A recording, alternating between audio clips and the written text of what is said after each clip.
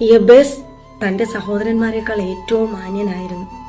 അവന്റെ അമ്മ അവനെ വ്യസനത്തോടെ പ്രസവിച്ചു എന്ന് പറഞ്ഞ് അവന് യബേസ് എന്ന് പേരിട്ടു. യബേസിന്റെ അർത്ഥം വ്യസനപുത്രൻ. എന്നാൽ അവൻ പ്രാർത്ഥിക്കുന്ന ഒരു വ്യക്തിയായിരുന്നു. യബേസ് തന്റെ ദൈവമായ യഹോവയോട് പ്രാർത്ഥിച്ചു, നീ നിശ്ചയമായി എന്നെ അനുഗ്രഹിച്ച് എന്റെ അതിരുകളെ വിശാലമാക്കണം. അനർത്ഥം എനിക്ക് വ്യസന കാരണമായി തീരാതെ വണ്ണം അപ്പന്റെ കരം എന്നോട് കൂടെ ഇരിക്കണം. അവൻ പ്രാർത്ഥിച്ചതൊക്കെയും ദൈവം അവന് നൽകി. ലോകം നമ്മെ ഒറ്റപ്പെടുത്തിയാലും എല്ലാവരാലും തള്ളപ്പെട്ടാലും ദൈവം നമ്മുടെ കൂടെയുണ്ടോ? അതിനപ്പുറം ഒന്നുമില്ല. അവൻ നടന്നു വരുമ്പോൾ എല്ലാവരും അവനെ കളിയാക്കി പറയുമല്ലേ, ദാ വ്യസനപുത്രൻ വരുന്നു, യാബേസ് വരുന്നു. അവന്റെ അമ്മ പോലും ആ വ്യസനത്തിന് കാരണമായ ഒരു പേര് അവന് നൽകി. ലോകം എന്തു പേര് ചാർത്തപ്പെടുത്തിയാലും ഭാരപ്പെടരുത്.